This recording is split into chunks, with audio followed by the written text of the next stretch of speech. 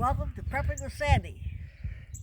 Here we go, we're going into my front yard today, and to the right, my back is to the east, behind me is to the east, which makes these herbs on the north side of my garden. This used to be a flower bed. In fact, actually we moved here, there's a couple of kind of cedars there, I pulled those out, but we planted. Every year it gets a little bigger, so this whole thing is filled with food now. On the north side of it, I plant herbs. These are, what you see, are perennials. And there's a couple of containers up here. One has lettuce in it, and I don't know what's going in the others, but something will.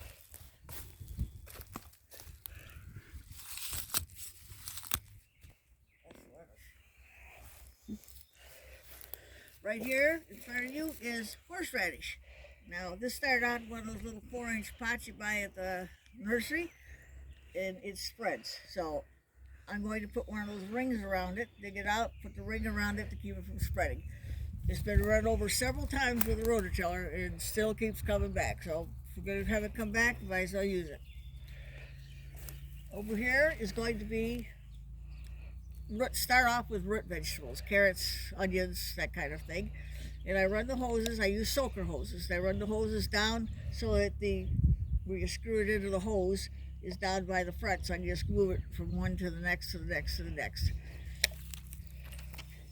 This, like I said, this used to be a flower bed, and to my right is 2 Rose of Sharon bushes that were planted.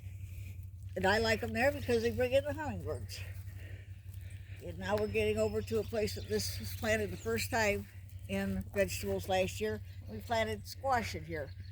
Wasn't taken care of very well, but we still got a lot of squash. Not that we eat that much squash, but I make my own cat food. And I had squash until March in the basement. Okay, we're gonna go over here. Basically what we're showing you is our front yard and how we use it for raising food. It's not getting any cheaper or plentiful. Right here is my garlic. It was planted in the middle of October. And over here is the strawberries that were planted last year. All these were mulched. In between the garlic and the strawberries is manure was spread. I'll turn that under, and I don't know what I'm going to plant there, but I'll plant something there. Can't have any ground going to waste. Up ahead of us are trees, fruit trees. This is dead. These are my strawberry. This is a plum tree. It died. Just haven't gotten it out of here yet. And then I have 4 peach trees. This one we started trimming last week. These trees had so many peaches on them, they were breaking limbs off. And they were ripening very quickly, like pick them and can them, pick them and can them. You don't sit them around for a while. And that's about, we're going to plant blueberry bushes along here. I have 6 blueberry bushes to plant, and I'm going to plant them along where the dog is. and cranberries. We're going to plant cranberries. Elderberry. And elderberry. We're going to have elderberry there. Elderberry because Jackie makes some stuff that works like NyQuil, kind of.